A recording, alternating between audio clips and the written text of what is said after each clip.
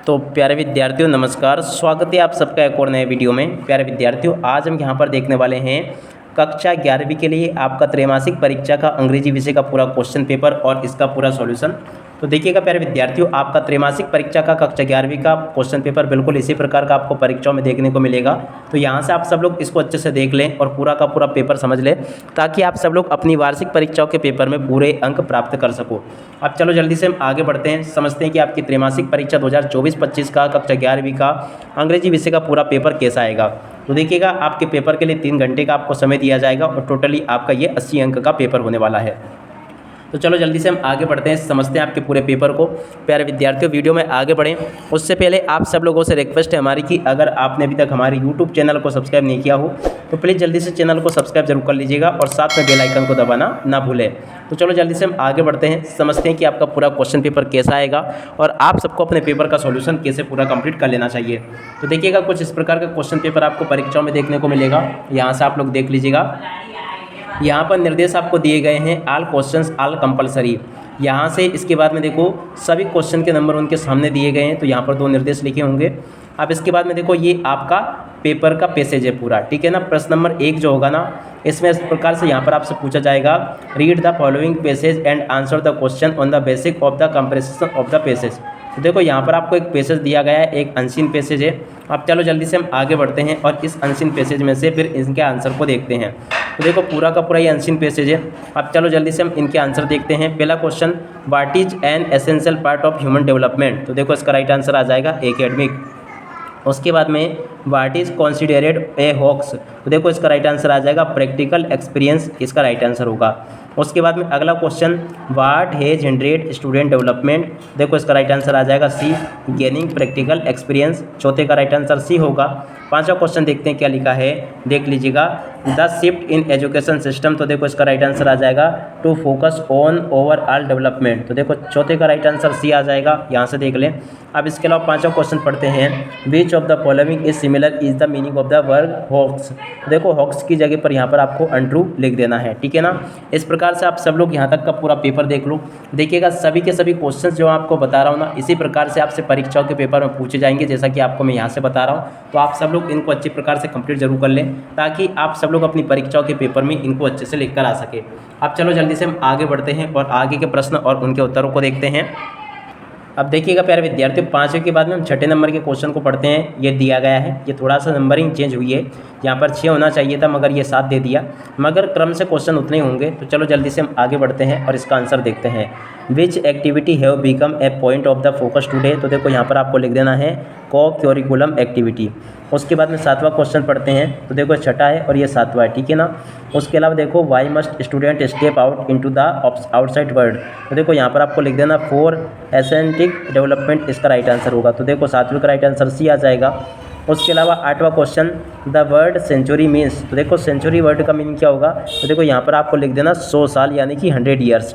उसके बाद में अगला question, beach of the following is the correct antonyms of the unique. तो देखो इसका राइट आंसर आपको लिख देना कॉमन।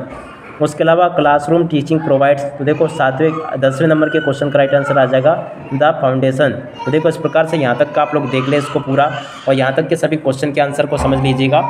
अब चलो इसके बाद में हम आगे बढ़ते हैं और आगे के क्वेश्चन और उनके आंसर को देखते हैं।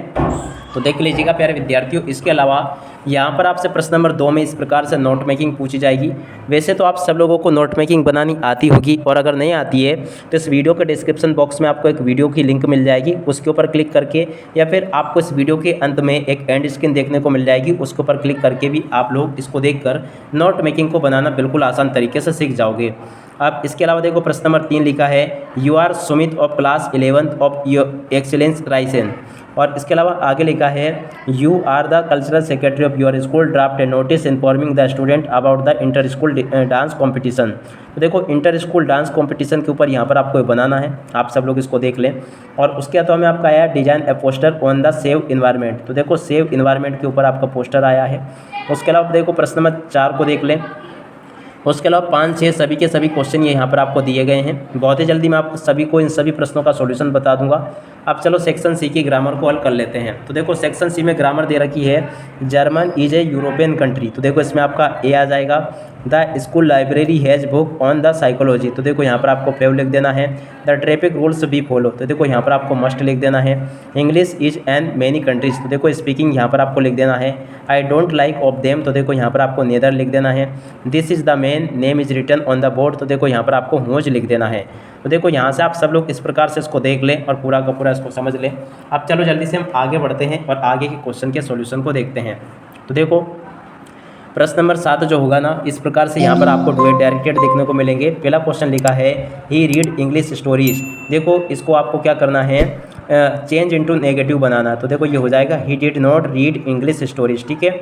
उसके अलावा Mohan is too weak to lift this bag. तो देखो ये वैसे तो डुएट डायरेक्टेड सरल होते हैं, अगर आपको फिर भी बनाने नहीं आते हैं तो इंग्लिश ग्रामर की एक लिंक दे दूंगा मैं आपको इस वीडियो के डिस्क्रिप्शन में, उसके ऊपर क्लिक करके आप लोग पूरे के पूरे डुएट डायरेक्टेड बनाना सीख जाओगे। अब इसके अलावा देखो यहाँ से आप लोग देख लो प्रश्न नंबर 8 को। प्रश्न नंबर 8 में आपसे क्या पूछा गया, read the following passage carefully and answer the question given below. जी हाँ प्यारे विद्यार्थियों, यहाँ से आपको इस पैसेज को पढ़ना है, lift head of the bed and the. तो इस प्रकार से आप सब लोग इसको पढ़ लें। अब चलो जल्दी से मैं आपको इसके आंसर बता देता हूँ। तो देखो इसमें पहला क्वेश्चन पूछा है, who was covered with the red road. Red road में कौन लिपटा था, तो देखो द ग्रैंड मदर, इसका राइट आंसर आ जाएगा। उसके बाद में why did the bird not eat bread crumbs. तो देखो इसका राइट आंसर आ जाएगा बिकॉज दे वेयर मॉर्निंग, ठीक है ना, यहाँ से आप लोग देख लें। उसके अलावा which word in the passage means dead body. तो देखो इसका राइट आंसर आपका आ जाएगा कॉप्स। डेड बॉडी यानी मृत शरीर को क्या कहते हैं, कॉप्स कहते हैं। यहाँ से देख ले CORPSE, ठीक है ना, सी नंबर का इसका राइट आंसर होगा। उसके बाद में अगला question, who is the Athar of the above passage.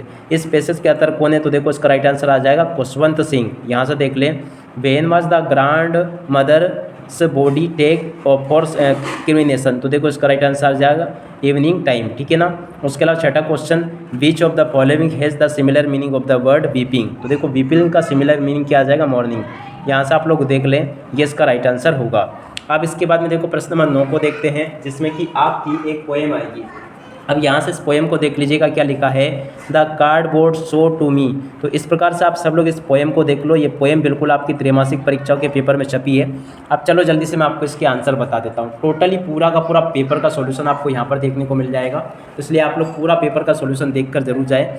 अब देखो आगे यहाँ पर आपसे क्वेश्चन पूछा गया है, what does the cardboard show. तो देखो यहाँ पर आपको कर देना ए फोटोग्राफ। उसके बाद में who was not present at the beach. तो देखो द पोटेस्ट, इसका राइट आंसर होगा।